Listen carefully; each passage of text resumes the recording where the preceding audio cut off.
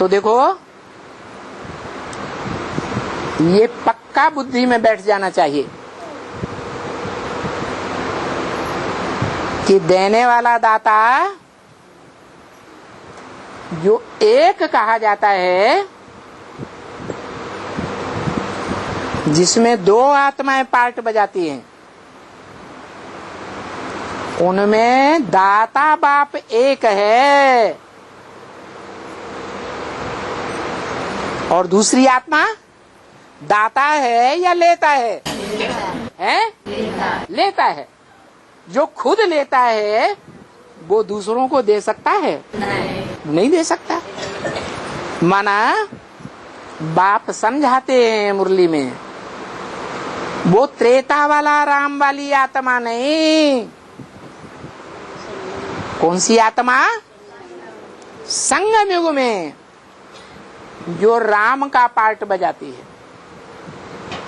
रम्मिते योगिनो यस्मिनीति राम, जिसमें योगी लोग अतीन्द्रिय सुख में रमण करते हैं, वो राम।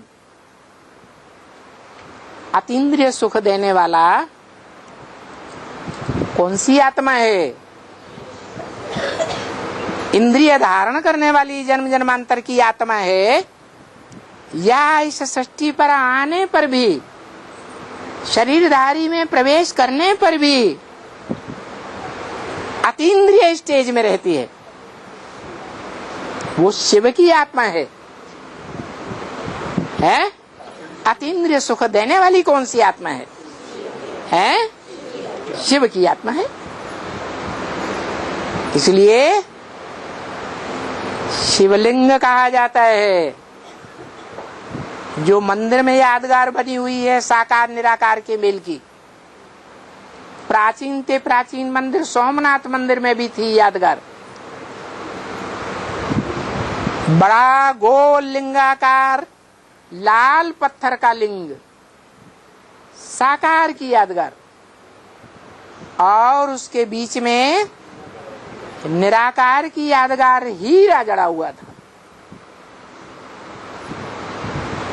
वो निराकार अतीन्द्रिय सुख देने वाली आत्मा है।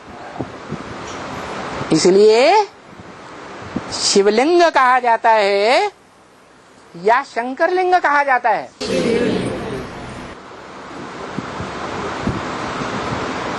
शंकर का लिंग नहीं कहा जा सकता। जब शिव प्रत्यक्ष होता है प्रैक्टिकल में इस संसार में महाशिवरात्रि पर, तब उस लिंग की यादगार संपन्न बनती है। कैसी यादगार? सदा शिव। क्या? कैसा सदा शिव? कि चाहे इंद्रियों का कैसा भी गहरे से गहरा कर्म इंद्रिया को सुख लेने वाली स्टेज हो, तो भी उस समय भी इंद्रियों से परे की स्टेज का सुख लेगा, आत्मिक सुख लेगा। देह की इंद्रियों के सुख में रमण नहीं करेगा। इसलिए उस लिंग को हाथ, पांव, नाक, कान, आंख नहीं दिखाया जाता। क्यों नहीं दिखाया जाता? ये आत्मा की स्टेज दिखाई गई है कि वो आत्मा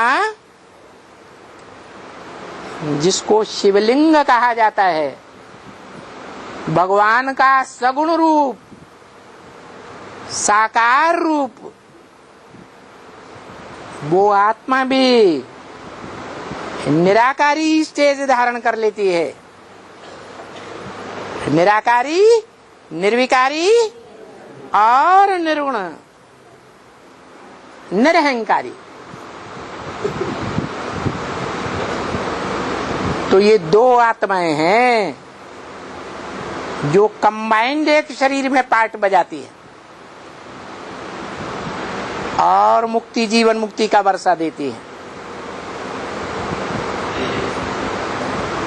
वर्षा देने वाला बाप या माँ वर्षा कौन देता है? बाप वर्षा देता है।